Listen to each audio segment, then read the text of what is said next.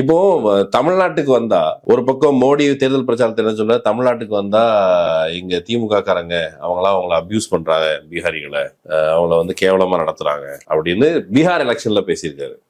ஆமா சார். உண்மையிலேயே பீகாரிகளை கேவலமா நடத்துறது யாரு? பிஜேபி தான் நடத்துறாரு.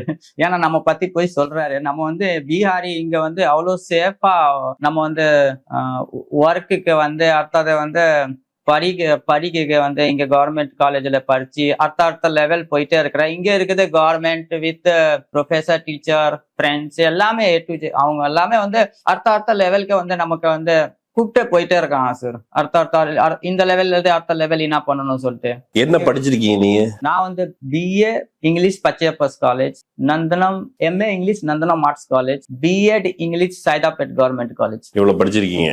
அதாவது ஒரு கூலியாக வந்த ஒரு நபரை அவர் வந்து மாஸ்டர்ஸ் டிகிரி வரைக்கும் முடிச்சு அப்புறம் டீச்சர்ஸ் ட்ரைனிங்கான பயிற்சியும் படிக்க வைக்கிறதுக்கான உற்சாகத்தை இந்த தமிழ்நாடு கொடுத்துருக்குது. ஆமா சார். மோடி சொல்றதை கேட்கும் போது உங்களுக்கு எப்படி இருக்குது? மோடி சொல்றதுக்கு கேட்கறதுக்கு நமக்கே அசிங்கமா இருக்குது. ஏன்னா வந்து நம்ம இங்க இருக்குது தமிழ் மக்கள் நம்ம எப்படி வந்து அவ்வளவு ஹெல்ப்ஃபுல், நமக்கு ஹெல்ப் பண்ணிட்டே இருக்கான் சார். கண்டினியூ ஹெல்ப்ல இருக்கான்.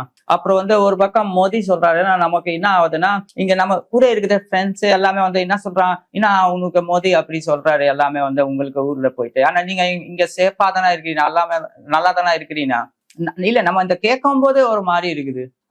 பிரைம் மினிஸ்டர்னா வந்து அப்படி வந்து ஒரு ஸ்டேட்ல பேசக்கூடாது சார்.